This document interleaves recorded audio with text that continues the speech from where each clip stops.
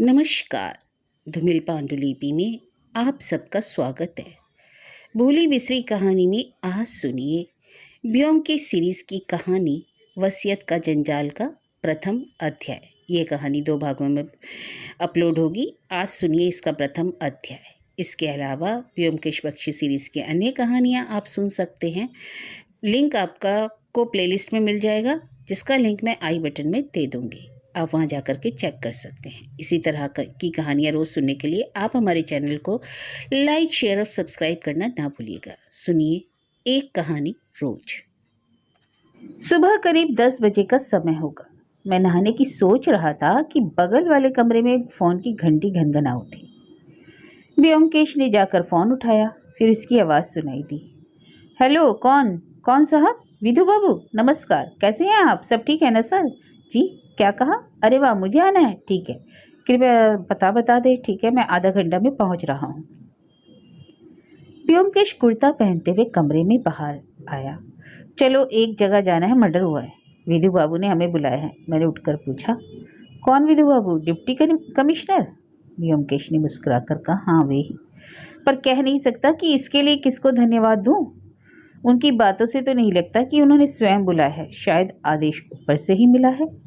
हमें अपने कामकाज के सिलसिले में अक्सर पुलिस के डिप्टी कमिश्नर विधु बाबू से मिलना होता है। वे दिखावा ज़्यादा करते हैं और जब भी मौका मिलता है तो अपनी शेखी में हम लोगों को अपना लेक्चर पिलाना कभी नहीं भूलते और हर तरह से यह संकेत देने का प्रयास करते हैं कि ब्योमकेश अपनी क्षमताओं और कौशल में उनसे बहुत नीचे है। ब्योमकेश शेखी से भरी बातों को बहुत ही विनय से सुनता है और मन ही मन मुस्कुराता रहता है।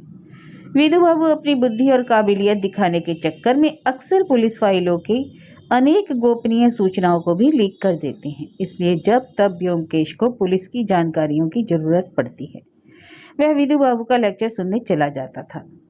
विधु बाबू अपनी जवानी में इतने जड़ बुद्धि नहीं थे। वे अपने कामकाज में चुस्त दुरुस्त थे, लेकिन पुलिस की घिसी पिटी नियमित कार्य प्रणाली की एक लयबद्ध निरंतरता ने उनके मस्तिष्क को भोतरा कर दिया था और अब उन्हें रूटीन कार्यों से ज़्यादा कुछ सुझाई नहीं देता था। उनके सहयोगी उनके पीछे उन्हें बुद्धू बाबू कहा करते थे। बहरहाल हम लोगों ने जल्दी से नाश्ता किया और निकल पड़े। बस से हमें पहुंचने में लगभग 20 मिनट लगे।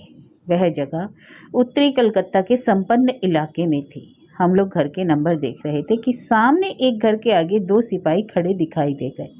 हम समझ गए कि वही पता है जहां हमें जाना है। ब्योमकेश ने जब अपना नाम बताया तो वे सिपाही एक और हट गए। बाहर से वह 2 मंजिला मकान साधारण लग रहा था, लेकिन अंदर जाकर देखा तो काफी विशाल दिखाई दिया। वरांदे के बाहर सीढ़ियों के किनारे फूलों के गमले, अंदर गैलरी में पीतल के सजावटी गमलों में ताड़ के पौधे, विशाल एक्वेरियम में रंग बिरंगी मछलियां, कुल मिलाकर एक संपन्न परिवार के चिन्ह दिखाई दिए। सेंट्रल हॉल का मार्ग दोनों ओर की बालकनियों तक जाता था। तीसरा मार्ग सीढ़ियों से केंद्रीय कक्ष की तरफ जाता था। हम लोग दाईं ओर के कमरे की ओर बढ़े, जहां लोग एकत्र थे। कमरे के बीचों बीच अपना भारी शरीर लिए विधु बाबू कुर्सी पर बैठे बैठे अपनी सफेद मूंछों को ताव देकर अपनी मौजूदगी का ऐलान कर रहे थे। नौकर से पूछताछ हो चुकी थी। खानसामे की बारी थी। आंखों में आंसू लिए वह विधु बाबू के प्रत्येक प्रश्न पर भय से उछलकर कांपने लगता। कुछ सिपाही खानसामा के पीछे खड़े थे। हमें देखते ही विधु बाबू के चेहरे पर हल्की नाराजगी का भाव दिखाई दिया। तो आए हैं आप लोग, बैठिए। ज्यादा कुछ नहीं है, साधारण मर्डर है, कोई उलझन नहीं। साफ पता चल रहा है कि किसने मर्डर किया है। वारंट भी जारी हो गया है, लेकिन चीफ का आदेश था कि आपको बुलाया जाए, इसलिए। उन्होंने जोर की आवाज में गला साफ करते हुए कहा, हमारे डिपार्टमेंट में सवाल तो किया जाता नहीं। अब चूंकि आप आ ही गए हैं तो देख लें एक बार, हालांकि कुछ है नहीं वाकई। व्योमकेश बोला, सर चूंकि स्वयं आपने चार्ज लिया है, मैं भला क्या नया देख पाऊंगा, लेकिन चूंकि कमिश्नर साहब ने स्वयं आदेश दिया है तो इतना ही कर सकता हूं कि यहाँ रहकर आपकी सहायता करूं, वह भी यदि आपकी अनुमति हो तो। लेकिन हुआ क्या? मर्डर किसका हुआ है? खुशामद का तो पहाड़ को भी पिघला देती है। विधु बाबू के चेहरे से रूखापन साफ हो गया। वे बोले, कराली बाबू इस घर के स्वामी हैं। उनकी हत्या रात को सोते समय कर दी गई। हत्या का तरीका थोड़ा विचित्र है, इसलिए कमिश्नर परेशान है, लेकिन वास्तव में बहुत आसान है। मोतीलाल जो कराली बाबू का एक भतीजा है, उसी की यह करतूत है और तभी से फरार है। व्योमकेश ने विनय के भाव से कहा, मेरे जैसा सीमित बुद्धि वाला व्यक्ति इन गूढ़ बातों को तभी समझ सकता है जब उसे विस्तार पूर्वक समझाया जाए। क्या आप एक बार पूरा वृत्तांत शुरू से बताने की कृपा करेंगे? विधु बाबू के चेहरे पर असंतोष के बादल अब पूरी तरह छट गए। शान से मुस्कुराए और बोले, थोड़ा रुको, जरा मैं इससे पूछताछ पूरी कर लूं, फिर मैं सारी घटना बताता हूँ। खानसामा अब भी वहीं खड़ा कांप रहा था। विधु बाबू उसे हड़काते हुए बोले, सावधानी से जो कहना सोच समझ कर कहना, एक गलती नहीं हुई नहीं कि एक हथकड़ी देख रहे हो ना, ठीक है? खानसामा ने घबरा कर कहा, जी सर। विधु ने अपनी शेष पूछताछ जारी रखते हुए कहा, कल रात जब तुमने मोतीलाल को घर से बाहर जाते देखा तो उस समय क्या बजा था? मैं घड़ी नहीं देख पाया सर, लेकिन उस समय 1 या 2 बजा था। एक बात बोलो, क्या बजा था, 1 या 2? सर, उस समय रात के करीब 12 या 1 बज रहा था। अच्छी तरह सोचो, विधु बाबू क्रोध में बोले। अरे एक बार पक्का करके एक बात बोलो ना, क्या आधी रात 1 बजा था या 2 बजा था? खानसामा गले में थूक सटक कर बोला, सर आधी रात। उत्तर सुनकर बैठे सिपाही ने कागज पर नोट कर लिया। वह चोरों की तरह बिना आवाज किए भागा था, है ना? जी सर, जी हाँ सर। बात यह है कि अक्सर रातों को वे बाहर रहते। अरे फालतू बात मत पूछ करो, जो मैं पूछ रहा हूँ उसी का जवाब दो। क्या तुमने मोतीलाल को नीचे आते देखा था? नहीं सर, मैंने उन्हें घर से बाहर जाते देखा था। तुमने उन्हें सीढ़ी से नीचे आते नहीं देखा? कहाँ थे तुम उस समय? मैं बोलते क्यों नहीं, कहाँ थे तुम उस समय? आतंकित स्वर में खानसामा हकलाकर बोला, माई बाप सरकार, घर के सामने जो चौल है उसमें मेरे गांव के साथी रहते हैं। रात को काम पूरा होने के बाद मैं थोड़ी देर के लिए उनके पास बैठता हूँ। ओह, तो ये बात है, तुम उस समय अपने दोस्तों के साथ गांजे के दम भर रहे थे, है ना? जी माई बाप। तो मुख्य दरवाजा खुला पड़ा था, क्यों? खानसामा भय से कांप गया, धीरे से बड़बड़ाया, जी सर। विधु बाबू त्योरी चढ़ाए कुछ देर बैठे रहे, फिर बोले, तो अपने अड्डे से तुम देख सकते थे ना कि घर में कौन घुस रहा है, कौन बाहर जा रहा है? जी सर, घर से कोई और बाहर नहीं निकला सर। अच्छा, तो यह बताओ, तुम जब लौटे तो क्या समय था? सर, मोती बाबू के जाने के आधे घंटे बाद मैं वापस आ गया। तब तक सुकुमार बाबू लौट आए थे। क्या सुकुमार? वह कहाँ से लौटे थे? यह तो मुझे नहीं मालूम सर। वे कितने बजे लौटे थे? मोती बाबू के जाने के 20-25 मिनट बाद। विधु बाबू की त्योरियां और चढ़ गईं। उन्होंने कुछ देर सोचकर कहा, तुम अब जा सकते हो, हमें जरूरत हुई तो तुम्हें फिर आना होगा। खानसामा ने झुककर फर्शी सलाम किया और खुश होकर नदारद हो गया। विधु बाबू ने सभी पुलिस अधिकारियों से कमरा खाली करने को कहा। कमरे में केवल व्योमकेश और मैं रह गए। उन्होंने हमारी ओर घूर कर कहा, देखा आप लोगों ने, एक आदमी ने सब कुछ कैसे उगल दिया। सब हो जाता है, केवल क्रॉस एग्जामिनेशन करना आना चाहिए। चलिए, हाँ तो मैं आपको बताऊं, जब तक मैं पूरी कहानी खोलकर नहीं बताता तब तक आपकी समझ में तो आने से रही।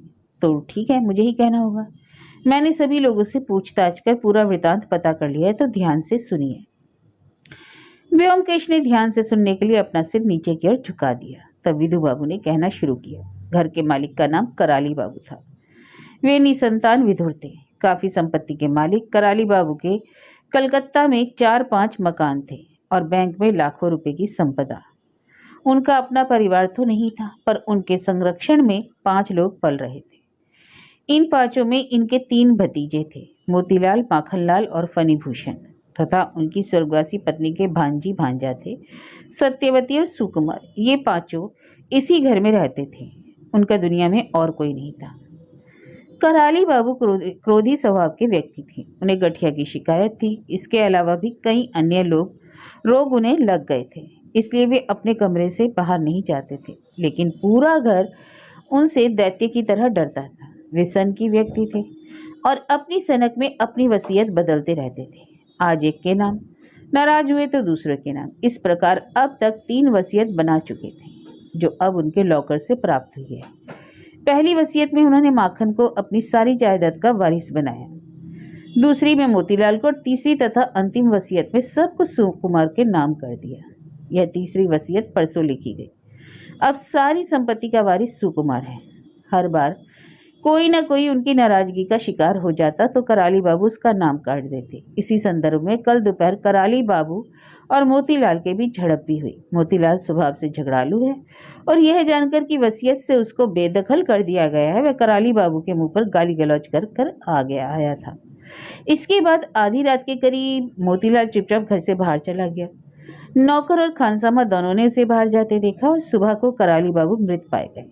पहले कोई नहीं जान पाया कि उनकी मृत्यु कैसे हुई। मैंने आकर पता लगाया कि उनकी मृत्यु एक सुई से की गई थी, जिसे गले में और रीढ़ की हड्डी में घोंपा गया था। जब विधु बाबू रुके तो ब्योमकेश ने सिर उठाया। क्या आश्चर्य! रीढ़ की हड्डी और मेडुला के बीच में सुई घोंप कर हत्या! यह तो अंग्रेजी के उपन्यास ब्राइड ऑफ लैमरमोर जैसा है। एक क्षण रुकने के बाद बोला, आपने तो पहले ही मोतीलाल के नाम वारंट जारी कर दिया। क्या वह कहीं कामकाज करते हैं? उसके बारे में क्या कोई जानकारी है? नहीं, कुछ नहीं, विधु बाबू बोले। 8वीं तक पढ़ा, बाद में आवारागर्दी करता रहा। अपने काका के बल पर जिंदा है और बाजारू घटिया जीवन जीता है। और माखनलाल? व्योमकेश ने पूछा। ये महाशय भी वैसे हैं, लेकिन इतने घटिया नहीं। गांजा सुल्फा पीता है पर पक्का गंजेड़ी नहीं हुआ। और फणिभूषण? ये महाशय लंगड़दीन है। कहावत है ना लंगड़ा और अंधा क्या गुल नहीं खिला सकता, पर ये ठीक ठाक है। लंगड़ा होने के कारण वह घर से बाहर नहीं जा सकता। तीनों भाइयों में यही है जिसमें कुछ मानवीय गुण दिखाई दे जाते हैं। और ये सुकुमार, ये क्या है? सुकुमार अच्छा लड़का है, मेडिकल कॉलेज में फाइनल ईयर का छात्र है। उसकी बहन सत्यवती भी कॉलेज जाती है। ये दोनों ही वृद्ध महाशय की देखभाल करते थे। मेरे ख्याल से अभी तक शादी किसी की भी नहीं हुई है। सही है, लड़की की भी नहीं। व्योमकेश उठ खड़ा हुआ और बोला, सर चलिए एक बार घर का मुआयना कर लिया जाए। मैं समझता हूँ अभिलाष को हटाया नहीं गया है। नहीं, कहकर विधु बाबू अनिच्छा से उठे और आगे आगे सीढ़ियां चढ़ने लगे। सीढ़ियां दोनों ओर से ऊपर जाकर एक जगह मिलती हैं और प्रथम तल्ले तक पहुंचती हैं। सीढ़ियों के ठीक नीचे के कमरे को देखकर व्योमकेश ने पूछा, उसमें कौन रहता है? विधु बाबू बोले, यह मोतीलाल का कमरा है। अपनी इच्छा अनुसार वह नीचे के कमरे में रहना पसंद करता है। वृद्ध महाशय अनुशासन प्रिय व्यक्ति थे और रात में 9 बजे के बाद बाहर रहने के विरोधी। उनका कमरा इसके ठीक ऊपर है। और वो कमरा? व्योमकेश ने नीचे के कोने वाले कमरे को दिखाते हुए कहा, माखनलाल रहते हैं उसमें। मोतीलाल को छोड़कर ये सभी लोग शायद घर में ही होंगे। हाँ, और मैंने सबको स्पष्ट आदेश दे दिया कि मेरी आज्ञा बिना कोई घर छोड़कर नहीं जाएगा। बाहर सिपाहियों का पहरा है। व्योमकेश स्वीकार करते हुए कुछ बुदबुदाया। पहले तल्ले पर सीढ़ियों के ठीक सामने बंद दरवाजे वाले कमरे को दिखाकर विधु बाबू बोले, यह कराली बाबू के सोने का कमरा है। कमरे की दहलीज पर व्योमकेश ने झुकते हुए पूछा, ये कैसे निशान है? विधु बाबू ने भी झुककर देखा, फिर उठते हुए बेफिक्री से बोले, चाय के निशान है। सत्यवती रोजाना सुबह कराली बाबू को चाय लेकर जगाने आती थी। आज सुबह जब कराली बाबू ने कोई उत्तर नहीं दिया तो उसने देखा उनकी मृत्यु हो गई है। उस समय संभवतः हड़कंप में कुछ चाय जमीन पर बिखर गई थी। ओह, तो वो पहली इंसान थी जिसे मृत्यु का पता लगा। हाँ, कमरा बंद था। विधु बाबू ने ताला खोला और हम लोग अंदर आए। एक मध्यम साइज का कमरा था। सामान कम पर करीने से लगा था। एक मिर्जापुरी कालीन बिछा हुआ था। कमरे के बीच में रखी मेज पर एक हाथ से काढ़ा गया मेजपोश बिछा था। कोने में हैंगर पर तय किया हुआ धोती कुर्ता लटका था। नीचे पॉलिश से चमकते जूतों की कतार लगी हुई थी। बाईं ओर पलंग था, जिसमें सफेद चादर के नीचे जैसे करवट से कोई सो रहा था। चादर उसके कानों तक ढकी हुई थी। पलंग के पास एक स्टैंड पर दवाओं की बोतल और दवा नापने वाले कप कतार में रखे थे। पलंग के सिरहाने एक छोटी मेज पर पानी का जग, उल्टा गिलास रखा हुआ था। कमरे को देखकर लगता था कि उसका स्वामी अपने कमरे को स्वच्छ और टिपटाप रखना पसंद करता था। कमरे की स्वच्छता देखकर यह अनुमान लगाना कठिन था कि इसमें पिछली रात में इसके स्वामी की हत्या हो गई है। टिपाई पर चाय का प्याला रखा हुआ था। व्योमकेश ने एक क्षण उस कप का मुआयना किया और मन ही मन बड़बड़ाने लगा, जैसे अपने आप से कुछ कह रहा। आधी चाय कप से गिरकर प्लेट में ही है। आधा कप भरा है, फिर नीचे कैसे गिरी? विधु बाबू ने व्योमकेश का बड़बड़ाना सुनकर एक गहरा निराशा का श्वास छोड़ा और बोले, अरे भाई, यही तो मैंने बताया था, वह लड़की। मैंने सुना, व्योमकेश बोला, पर क्यों? विधु बाबू ने इस प्रश्न का उत्तर देना उचित नहीं समझा। मुंह बिचकाकर दूसरी ओर खिड़की के बाहर देखने लगे। व्योमकेश ने बहुत ही सावधानी से चाय के प्याले को उठाया। चाय के ऊपर सफ़ेद परत जम गई थी। उसने पास में रखी चम्मच से चाय को हिलाकर उसका एक घूंट लिया, मुंह पहुंचा और पलंग के पास पहुंच गया। काफी देर तक लाश पर नजर गड़ाने के बाद व्योमकेश ने पूछा, लाश को तो छुआ गया ना होगा, है ना? वैसी है जैसे पाई गई थी? विधु बाबू ने, जो अब तक खिड़की में से ताक रहे थे, जवाब दिया, हाँ, केवल चादर को सिर तक ढक दिया गया और मैंने वह सुई निकाल ली। व्योमकेश ने आहिस्ता से चादर को नीचे खींचा। एक दुबली पतली वृद्ध काया करवट से लेटी थी। लगा जैसे वे गहरी नींद में अब भी सो रहे हैं। उनके सफेद बालों के नीचे माथे की त्वचा में लाइनें और झुर्रियां थी। इसके अलावा चेहरे पर किसी दर्द का भाव नहीं था। व्योमकेश ने शरीर को हिलाए डुलाए बगैर बारीकी से जांचा। उसने पीछे गर्दन के ऊपर बालों को उठाकर देखा। सावधानी से नाक के पास कुछ देखने के बाद उसने विधु बाबू को बुलाया और बोला, सर, मुझे विश्वास है कि आपने पूरे शरीर का अच्छे से मुआयना कर लिया होगा, लेकिन मैं आपका ध्यान 2 बातों पर लाना चाहता हूँ। गर्दन में सुई घोंपने के 3 निशान हैं। विधु बाबू ने पहले इन्हें नहीं देखा था, अब उन्होंने देखा तो बोले, हाँ, लेकिन इसमें खास बात क्या है? जाहिर है कि वर्टेब्रा और मेडुला के संधि स्थल को ढूंढने में हत्यारे को 3 बार कोशिश करनी पड़ी हो। और दूसरी बात क्या है? क्या आपने नाक देखी? नाक? जी, नाक। विधु बाबू ने झुककर नाक को देखा। मैंने भी झुककर नजदीक से देखा। नाक के छेदों के इर्द गिर्द कुछ छोटे छोटे चिन्ह हैं, जैसे सर्दियों में त्वचा फटने से हो जाते हैं। विधु बाबू ने कहा, शायद उन्हें सर्दी जुकाम हुआ। उस स्थिति में बार बार नाक पहुंचने पर कुछ चिन्ह हो जाते हैं, पर इसमें इस केस का क्या मतलब निकलता है भाई, यह तो बताओ। उन्होंने मजाक के लहजे में कहा, कुछ नहीं, चलिए हम लोग बगल के कमरे में चलते हैं। शायद वह कराली बाबू के काम करने का कमरा था, जिसमें वे अधिकांश समय बिताते थे। कमरे में मेज, कुर्सियां, टाइपराइटर और बुक शेल्फ थे। विधु बाबू ने मेज पर लगे लॉकर की ओर इशारा करके बताया, उनकी सभी वसीयतें यहीं मिली हैं। व्योमकेश ने कमरे का फिर से मुआयना किया। लॉकर में और कोई कागज नहीं मिला। कमरे की दूसरी ओर छोटा सा टॉयलेट था। व्योमकेश ने झाँक कर देखा और वापस आते हुए बोला, अब और कुछ देखना नहीं है, चलिए हम लोग सुकुमार बाबू के कमरे में चलते हैं। वही ना अंतिम वारिस के हकदार हैं। अरे हाँ, क्या मैं एक बार उस सुई को देख सकता हूँ? विधु बाबू ने जेब से एक लिफाफा निकालकर उसमें से सुई को निकालकर 2 उंगलियों में पकड़कर दिखाया। वह साधारण सुई से बड़ी थी, जैसे कि मोटे धागे की सिलाई में इस्तेमाल होती है। सुई के छेद में धागा अटका हुआ था। व्योमकेश ने बड़ी बड़ी आंखों से उसका धीरे से बोला, आश्चर्य, बड़ा आश्चर्य। क्या आश्चर्य है? यह धागा देख नहीं रही, ये काला रेशमी धागा? हाँ, वो तो मैं देख रहा हूँ, पर ईश्वर के लिए यह तो बताइए, इसमें आश्चर्य क्या है? सुई में धागा है। व्योमकेश ने एक नज़र विधु बाबू के चेहरे पर डालकर स्वयं ही अपना मजाक बनाने लगा। वाकई, अब इसमें क्या आश्चर्य है? सुई में धागा नहीं होगा तो क्या होगा? सुई का और काम भी क्या है? उसने सुई को लिफाफे में रखते हुए कहा और विधु बाबू को लिफाफा लौटा दिया। चलिए अब सुकुमार बाबू के कमरे में चलते हैं। गलियारे में दाईं तरफ कोने का कमरा सुकुमार बाबू का था। दरवाजा बंद था। विधु बाबू ने खटखटाए बगैर धक्का देकर खोल दिया। सुकुमार मेज पर कोहनी रखकर बैठा था और हाथों में सिर को पकड़े हुए था। हमारे प्रवेश करते ही वह उठ गया। एक और पलंग था, दूसरी ओर मेज, कुर्सी और बुक शेल्फ। ऊंचे डेस्क दीवार से लगे हुए थे और मेरे अनुमान में सुकुमार की उम्र 24-25 के लगभग होगी। देखने में आकर्षक, शरीर गठा हुआ, लेकिन घर में भयानक दुर्घटना के प्रभाव ने पूरे शरीर को पीला करके त्वचा को सुखा दिया था। आंखों के नीचे स्याह गोले उभर आए थे। हम तीनों को अंदर आते देखकर उसकी आंखों में भय तैरने लगा। विधु बाबू ने कहा, सुकुमार बाबू, ये व्योमकेश बख्शी हैं, ये आपसे बात करना चाहेंगे। सुकुमार ने गला साफ करते हुए कहा, बैठिए बैठिए ना। व्योमकेश उसकी मेज के सामने बैठ गया। उसने मेज पर रखी पुस्तक ग्रेज एनाटॉमी को उठाया और उसके पृष्ठ पलटते हुए बोला, कल आधी रात को आप कहाँ से आए थे सुकुमार बाबू? सुकुमार चौंक पड़ा, फिर धीमी लरसती आवाज में बोला, मैं रात को फिल्म देखने गया था। पृष्ठों को उलटते हुए बिना सिर उठाए ही व्योमकेश ने पूछा, कौन से सिनेमा हॉल में? चित्रा। विधु बाबू ने नाराजगी के स्वर में कहा, आपको यह मुझे पहले बताना चाहिए था। क्यों नहीं बताया आपने? सर, मैंने सोचा था कि यह इतना महत्वपूर्ण नहीं है, इसलिए।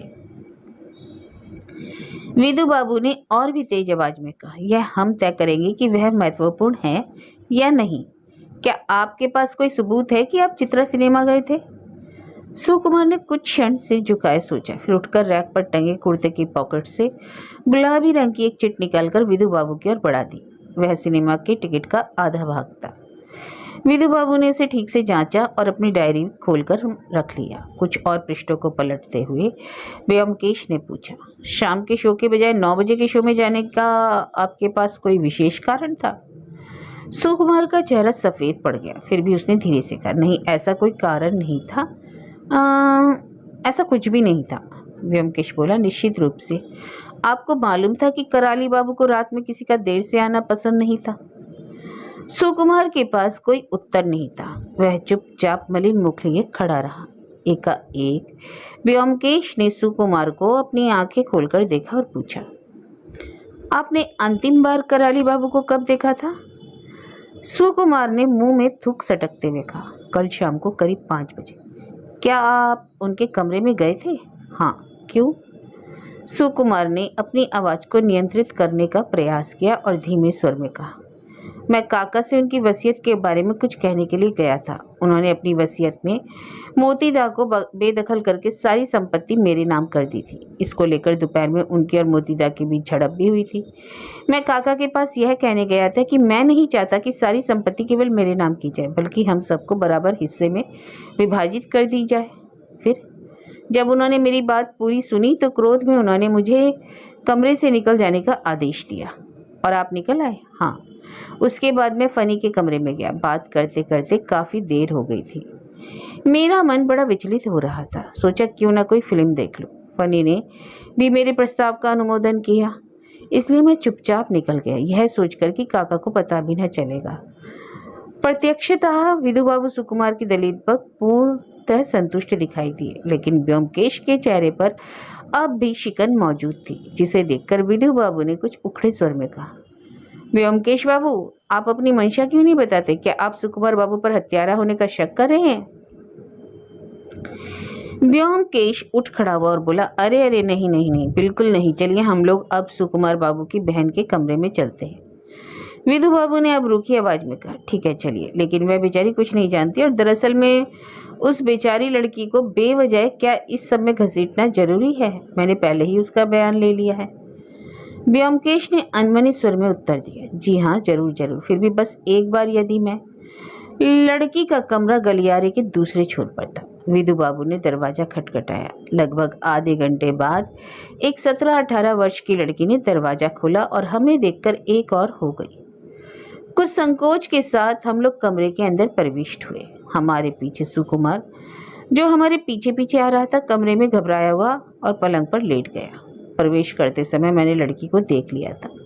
वह कद में ऊंची, दुबली और सांवली लड़की थी। बार बार रोने से उसकी आंखें सूज आई थी, इसलिए यह कहना मुश्किल है कि वह सुंदर कही जाएगी या नहीं। उसके बाल उलझे और तितर बितर थे। शोक में डूबी एक लड़की से यूं पूछताछ मेरे लिए भी क्रूरता से कम नहीं थी, और इसके लिए मन ही मन मैं व्योमकेश से नाराज भी हो रहा था। लेकिन फिर मैंने व्योमकेश की आंखों में संकोच के बावजूद एक प्रकार की मजबूरी की झलक भी देखी थी। व्योमकेश ने विनम्रता से हाथ जोड़कर अभिवादन करते हुए कहा, क्षमा करें, मैं आपको थोड़ा कष्ट दूंगा। मैं समझता हूँ आपको कोई परेशानी नहीं होगी। घर में जब ऐसी दुख भरी घटना घटती है तो और अनेक कठिनाइयों के साथ साथ पुलिस की तफ्तीश जैसी छोटी मोटी दिक्कतें बर्दाश्त करनी पड़ जाती है। विधु बाबू ने फौरन विरोध प्रकट किया, बौखलाकर गरजे, पुलिस को क्यों बदनाम करते हैं? आप पुलिस में नहीं है। व्योमकेश ने विधु बाबू की आवाज को अनसुना करते हुए अपने उसी लहजे में कहा, अधिक कुछ नहीं, वही कुछ नियमित प्रश्न, कृपया बैठ जाए। और उसने कुर्सी की ओर संकेत किया। लड़की ने व्योमकेश को तिरस्कृत नजरों से देखा और शोकग्रस्त टूटी आवाज में बोली, आपको जो पूछना है पूछिए, मैं बैठे बिना ही जवाब दे सकती हूँ। आप बैठना नहीं चाहती तो ठीक है, मैं ही बैठ जाता हूँ। व्योमकेश ने बैठकर एक नजर कमरे के अंदर डाली। सुकुमार के कमरे की तरह यह भी साधारण रूप से सजा कमरा दिखाई दिया। कहीं किसी प्रकार का आडंबर नहीं। साधारण पलंग, मेज, कुर्सी, एक बुक शेल्फ, एक अतिरिक्त वस्तु केवल दराज वाली ड्रेसिंग टेबल थी। ध्यान हटाने के लिए व्योमकेश ने कमरे की छत में लगे बीमों को देखते हुए कहा, आप ही हैं जो रोजाना कराली बाबू को सुबह की चाय पहुंचाती थी? लड़की ने हाँ में सिर हिलाया। आपको यह पहले पता नहीं था? विधु बाबू फिर बड़बड़ाए, बेकार के प्रश्न, बिल्कुल व्यर्थ और मूर्खों वाला प्रश्न है ये। व्योमकेश ने फिर अनसुना करते हुए अपनी बात जारी रखी। क्या कराली बाबू अपने कमरे का दरवाजा रात में खुला ही रखते थे? हाँ, घर में किसी को भी दरवाजा बंद करने की अनुमति नहीं थी। काका भी रात में सोते समय दरवाजा खुला ही रखते थे। अच्छा, तो फिर? और जैसे अब धैर्य का पैमाना चूक गया हो, विधु बाबू चिल्लाए। बस बहुत हुआ, अब चलिए यहाँ से। ऐसी फिजूल सवालों से बेचारी लड़की को परेशान करने की कोई जरूरत नहीं है। आपको पता ही नहीं क्रॉस एग्जामिन कैसे किया जाता है? इस घटना ने व्योमकेश के चेहरे से विनम्रता के आवरण को उतार फेंका। एक घायल बाघ की तरह विधु बाबू पर टूट पड़ा। उसने कड़कती पर सधी आवाज में कहा, यदि आप इसी तरह मेरे काम में बाधा पहुंचाते रहे तो मुझे कमिश्नर से शिकायत करनी पड़ेगी। आप मेरी जांच पड़ताल में बाधा पहुंचा रहे हैं। क्या आप जानते हैं कि ऐसे केस पुलिस के कार्य क्षेत्र में नहीं पड़ते, बल्कि सीआईडी के होते हैं? विधु बाबू एकदम सन्न रह गए, आश्चर्यचकित। इतना कि कोई उन्हें थप्पड़ भी मार देता तो नहीं होते। वे कुछ क्षण आग्नेय नेत्रों से व्योमकेश को घूरते रहे। कुछ बोलने को उतावले दिखे, पर फिर अपने को जब्त कर लिया और क्रोध में पैर पटकते हुए कमरे से बाहर निकल गए। व्योमकेश ने दोबारा ध्यान केंद्रित करके फिर पूछा, आपको कराली बाबू की मृत्यु का पहले पता नहीं लगा? सावधानी से सोचकर उत्तर दीजिए। मैंने सोच लिया है, मुझे पहले पता नहीं लगा। उसकी आवाज में एक प्रकार की जिद का एहसास था। व्योमकेश कुछ देर शांति से बैठा रहा, पर उसकी भ्रुकुटी तनी हुई थी। वह फिर बोले, चलिए अब मुझे यह बताइए कि कराली बाबू चाय में कितनी चीनी पीते थे? लड़की बड़ी बड़ी आंखों से ताकती रही, फिर आहिस्ता से बोली, चीनी? काका अपनी चाय में काफी चीनी पीते थे, 3-4 चम्मच चीनी। दूसरा प्रश्न बंदूक से निकला बुलेट जैसा था। तब आपने सुबह की चाय में चीनी क्यों नहीं डाली? यह सुनते ही लड़की का चेहरा सूख गया। उसने चारों ओर भय से देखा, फिर अपने होठों को काटते हुए अपने पर नियंत्रण किया और बोली, आज मैं शायद भूल गई, कल से मेरी तबीयत ठीक नहीं थी। क्या कल आप कॉलेज गई थी? हाँ, भर्राई हुई आवाज में अब भी जिद थी। कुर्सी से उठते हुए व्योमकेश बहुत आहिस्ता से बोला, यदि आप सब कुछ मुझे बता दें तो हमें बहुत लाभ होगा, आपका भी फायदा होगा। लड़की वैसे ही होठ दबाए खड़ी रही, बोली कुछ नहीं। व्योमकेश ने दोहराया, बताने की कृपा करेंगी? लड़की ने धीरे से एक एक शब्द नापते हुए कहा, इसके बाद आगे मुझे कुछ नहीं मालूम। व्योमकेश के मुंह से एक निश्वास निकल गया। बातचीत के दौरान उसकी निगाह मेज पर रखी सिलाई की टोकरी पर पड़ रही थी। वह उठकर उसके पास पहुंच गया। उसने पूछा, मुझे लगता है यह आपकी है? हाँ। व्योमकेश ने टोकरी को खोलकर देखा। अंदर एक अधूरे मेजपोश के साथ रंगीन धागों के गुच्छे पड़े हैं। व्योमकेश ने उन गुच्छों को हाथ में उठाया और मन ही मन बड़बड़ाते हुए गिनने लगा। लाल, नीला, काला, अच्छा काला भी। उसने धागों को टोकरी में रखते हुए कुछ और भी ढूंढा। उसने यह तय किए मेजपोश को भी खोलकर देखा कि लड़की को देखते हुए पूछा, सुई कहाँ गई? लड़की तब तक पत्थर की मूर्ति बन चुकी थी। उसके मुंह से केवल एक शब्द निकला, सुई। व्योमकेश ने कहा, हाँ सुई, जिससे आप सिलाई करती हैं, वो कहाँ गई? लड़की कुछ कहना चाहती थी लेकिन कह नहीं पाई। एकाएक वह मुड़ी और दादा शब्द बड़बड़ाती हुई पलंग पर बैठे सुकुमार की ओर दौड़ी और उसकी गोद में सिर रखकर फूट फूट कर रोने लगी। सुकुमार घबरा गया। उसका सिर ऊपर करके कोशिश करते हुए कहता रहा, सत्या, सत्या। सत्यवती ने सिर ऊपर नहीं उठाया, वह रोती रही। व्योमकेश उन लोगों के पास जाकर धीरे से बोला, आपने ठीक नहीं किया, जानती हैं, आपको मुझे सब कुछ बता देना चाहिए था।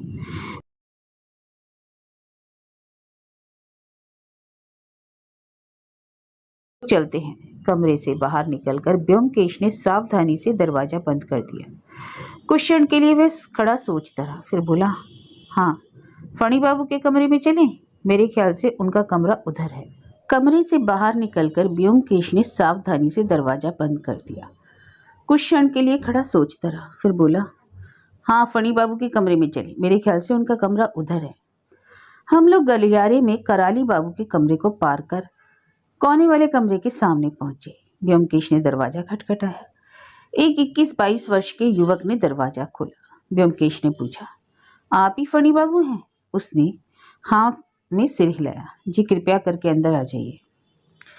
उसकी आकृति से यह आभास तो होता था कि उसके शरीर में कहीं दोष है, पर वह कहाँ है यह तुरंत पता नहीं चलता था। उसका शरीर काफी गठा हुआ था, किंतु मुंह पर कष्ट सहने से पैदा होने वाली सलवटें साफ दिखाई देती थी। जैसे ही हम कमरे में घुसे, उसने आगे बढ़कर कुर्सी की ओर इशारा किया। कृपया बैठिए। उसकी चाल से पता चल गया कि दोष उसके दाएं पैर में है। वह बहुत ही पतला, कटे हुए अंग जैसा था, इसलिए चलते समय उसकी चाल में लोच आता था। मैं पलंग के एक ओर बैठ गया और व्योमकेश दूसरी ओर। व्योमकेश को देखकर लगा जैसे उचित शब्दों को ढूंढ रहा हो। फिर जरा अन्यमनस्क होकर बोला, मैं समझता हूँ आप ये जान गए होंगे कि पुलिस आपके भाई मोतीलाल पर शक कर रही है। हाँ, मैं जानता हूँ, फनी बोला, पर अपनी ओर से निश्चित रूप से कह सकता हूँ कि दादा बेकसूर है। वह गुस्सेल और झगड़ालू जरूर है, पर काका की हत्या करने की क्षमता नहीं रखते। वसीयत से अपने नाम बेदखल किए जाने के बाद भी। यह संस्कार केवल मोतीदा पर ही नहीं, हम सब पर लागू होता है। तो मोतीदा पर ही शक क्यों किया जाए? व्योमकेश ने उसके प्रश्न पर ध्यान न देकर कहा, मैं समझता हूँ कि आपने पुलिस को अपना बयान दे दिया होगा, फिर भी मैं कुछ प्रश्न पूछना। फनी कुछ असमंजस में दिखाई दिए। आप पुलिस में नहीं हैं, तो मैंने सोचा शायद सीआईडी के होंगे। व्योमकेश ने हंसकर कहा, नहीं, मैं केवल सत्य का खोजी हूँ, सत्य अन्वेषी। फनी ने सुना तो आश्चर्य में उसकी आंखें बड़ी हो गई। वह बोला, सत्य अन्वेषी? व्योमकेश बाबू? ओह, तो आप व्योमकेश बख्शी हैं? व्योमकेश ने सिर हिलाया और बोला, अब मुझे यह बताइए कि कराली बाबू के संबंध में सब लोगों से कैसे थे? दूसरे शब्दों में, किसे वे पसंद करते थे और किसे नापसंद? यह सब कुछ विस्तार में बताएंगे? फणी कुछ देर अपने हाथों में सिर छिपाए बैठा रहा, फिर एक फीकी मुस्कान के साथ बोला, देखिए, मैं एक लंगड़ा आदमी हूँ, भगवान का शाप है, इसलिए मैं इन सब लोगों से ज्यादा मेल मुलाकात नहीं रख पाता। मैं और मेरी ये पुस्तकें मेरे अब तक के जीवन में मेरी साथी रही, इसलिए मैं ठीक से नहीं बता पाऊंगा कि काका की हम लोगों में से किस पर कृपा थी और किस पर नाराजगी। काका को समझना आसान नहीं था और ना ही वे अपनी मंशा जाहिर करते थे, लेकिन उनकी बातों और बर्ताव से मैं यही जान पाया हूँ कि वे सत्यवती की परवाह अधिक करते थे। और आपकी?